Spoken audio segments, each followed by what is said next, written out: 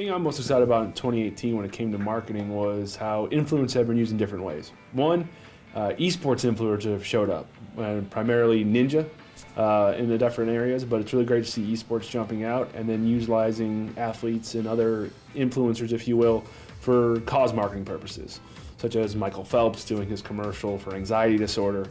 It's really used influencers in different lights this year, which is, I think, a great step in the direction of how we can utilize them. The KFC Our Bad chicken campaign, so they had a chicken shortage in the UK and they ran a campaign of an empty chicken bucket, and on the bucket they had a rearrangement of KFC, but it said FCK in bold.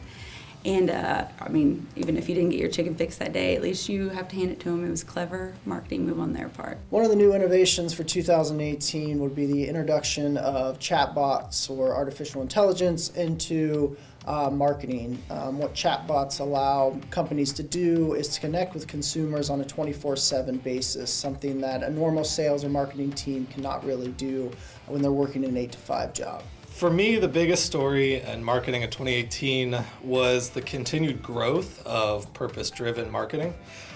It's what we see so much in the millennial and Gen Z generations is that we tend to buy products that we believe in and that companies share the same values as those consumers.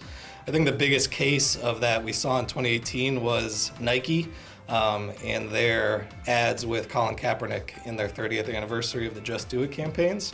And whether you thought it was great or you hated it or it was the best thing ever, it got people talking about Nike and made them more relevant and in the culture than really any brand we've seen in the past few years.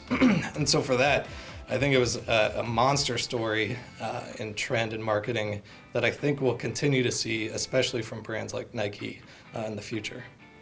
To me, the most interesting story of 2018 about marketing is the supremacy of video. You know, we've seen video come from something that has been important, but it was more or less viewed as an add-on. Now it is the integral part of a lot of marketing communications, certainly social, content marketing. We see advertising being appended to it, but it has served so many different functions and is now viewed as so central to marketing that I think the supremacy of video is one of the most important stories to me of 2018. I think the most interesting part of 2018 has been the really growing digital savviness of the American public. We've seen a lot of huge news stories this year, which were all separate, but kept building and building the understanding that we have of how things operate online. You know, starting the year with GDPR, and so many more websites are messaging very specifically how they're using people's data. You know, you kick into the net neutrality discussions that we've been having of should the internet be free? Should people be able to control what and how you see things? And then just not too long ago, we had the Facebook Senate hearings and very recently a Google Senate hearing discussing really how is private data being controlled?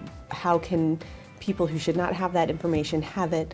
And it's just been a really interesting year to see, you know, your average American really becoming very savvy about how all of these pieces of advertising and privacy data really work. So for me in 2018 it'd be Facebook portal. I do a lot of FaceTime with my family, and so I got 3 kids running around and I had a broken phone at the time. So when everything came out, it just seemed really attractive, and it'd be awesome just to have something set up on the counter while I don't have to do anything and follow me around. So that seemed really, really interesting at the time, and something that we definitely looked into.